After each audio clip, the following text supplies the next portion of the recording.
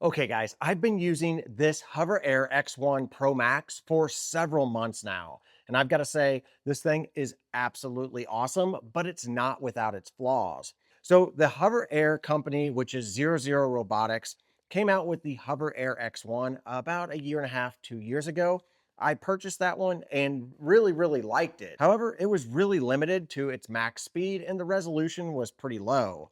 Then they came out with two new drones, the HoverAir X1 Pro, and this one, which is the HoverAir X1 Pro Max. This is their bigger version, and it's going to have really high resolution. You can film in up to 8K with this, which is kind of mind boggling. But if you do have an iPhone, I do want to warn you that if you film in 8K on this, you can't download the footage to your iPhone. You're going to want to film in 4K most of the time if you're going to be doing a lot of editing and downloading the footage directly to your phone. Otherwise, you just plug it into a computer with a USB cable, or there's a spot over on the side right here where you can actually input a SD card. And that's what I usually prefer to do because that way I can pop this out and then just pop it right into my computer and download the footage. But the big benefit of being able to do, say, 8K is whenever this drone is flying out back behind you, you don't have to worry about it being so far back that whenever you zoom in, whenever you're editing, that you're going to lose a lot of resolution. With that 8K, you can really crop in and still get really high quality footage. But this drone is, as you can see, it folds up super compact like and unfolds just like this. The little blade enclosures right here are a super strong material, so strong that they actually give you a piece of it inside the box whenever you open this up for you to kind of play around with and see how strong it is. You literally can't pull these things apart and break them by hand. There's no way. The original X1, I broke the cage on mine a couple of times and it still flew just fine. But with this one, it's a new material, super bendy, super flexible, but it protects these blades whenever you do run into stuff because ultimately you are going to run into things with this. It is not a perfect drone. It doesn't have any obstacle avoidance except for on the ground down here. You've got a ground sensor. And then on the Pro Max, you actually have a sensor right here that would protect it from running into things if it's going backwards. Now, I did find that the rear sensor doesn't always work all that well. It does work kind of, but it's not quite perfected yet. But that leads me kind of into the next thing. The big benefit of this drone, and what I've found from the very beginning, they're always updating the quality of this, how it flies, the abilities of it, and then also they're adding quick shot features. Like recently, they just added a brand new 360 mode to where it'll stay in one spot and spin a full 360 and record footage. And then they also added a dolly zoom mode, which is absolutely wild. It looks like this. You're going to get professional quality kind of shots by just using this drone. And you can do this all by yourself. But I think what most people are buying this drone for is the follow option. Now there's two different follow options on this now. First one was the original follow. And whenever I got this drone, that's all that was on here for the following option. And it did a pretty good job. You can set this drone to be far away or low or far away and high. You can do a medium distance, a medium height, or you can do a close distance and a low height. And then also in the settings, you can even change this to either be 16 by 9 or 9 by 16. So if you primarily shoot a lot of reels or shorts, you can set it up to where it's going to give you that vertical shot. Or if you're primarily filming like for on YouTube, you can set it up to where it's going to give you that horizontal shot. So you're going to get a lot of options when it comes to setting this up for the right kind of conditions for whatever filming you're wanting to do. Now, as far as speed goes, that was one of the big selling points for me because mountain biking, the original HoverAir X1 couldn't keep up. But with this one, it can go upwards of 26 miles an hour. And let me tell you, if it's not really windy out, this guy in the follow mode can actually keep up with you pretty well. But for me, the follow mode that's going to be the most important is being able to go down some single track trail and it not run into any trees. Now, that was a little kind of hit and miss with the standard follow mode, but just in the last month, they did an upgrade to this and they added what is called cycling mode. And basically, this thing follows a really tight path with you. It really tries to trace where you went so you can weave in and out of trees. And as long as this doesn't really lose you for all that long, it can pretty much keep track of you. Again, it is not 100% perfect, but by far it is better than anything else on the market. And so that's one of the big things that I love about this Hover Air X1 is that they're constantly improving it. It's not one of those products that you just basically get what you get from your original purchase.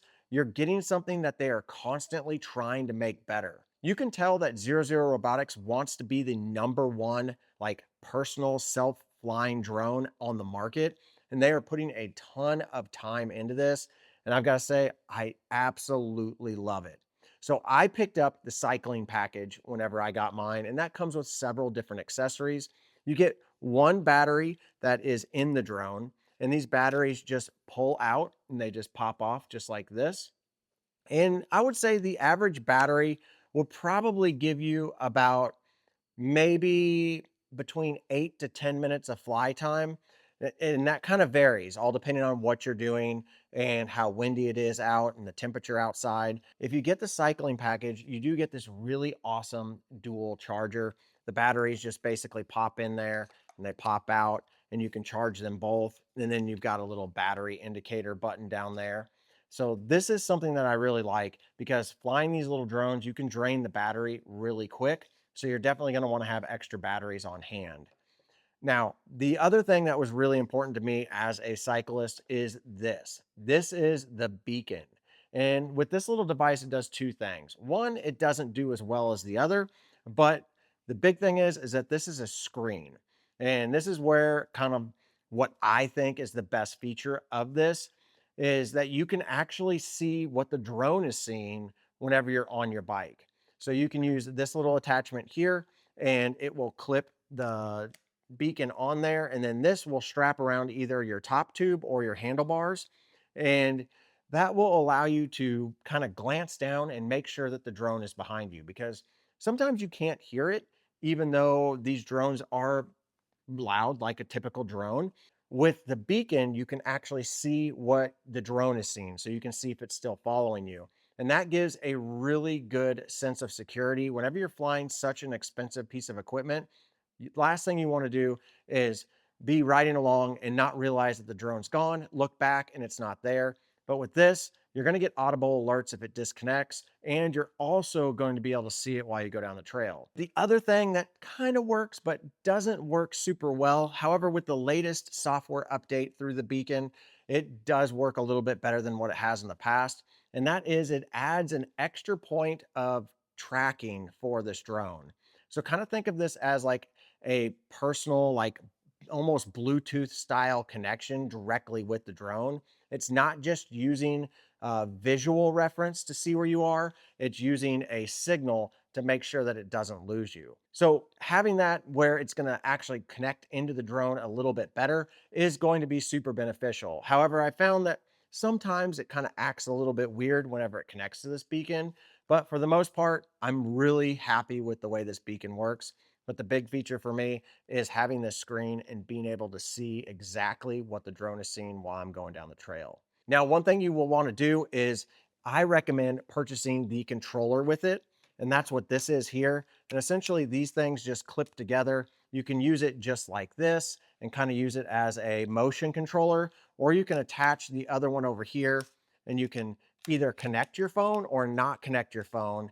And with the screen, you can actually see what the drone sees whenever you're flying along. So you've got little joysticks, you've got some controls up here, and then down here is where your phone would actually attach. I haven't actually ever attached my phone to this because I find that using the little screen is more than good enough. I really like this. This is one of my favorite features because in some clips like what you see here, I like to get manual shots and I don't want to always have to pull out my phone and rely on that and possibly drain the battery. You can manually control it with your phone, but this is just so much better, so much easier. I can kind of keep this kind of handy, clip these things together. It stores in much smaller pieces. It even comes with a case, and being able to just throw the drone up, fly it up to where I need to, hit record, and then go do my ride to get some shots. It's so easy and it's really, really nice. And having a drone with such high resolution is kind of a game changer for the independent creator, somebody who goes out and records all their stuff by themselves.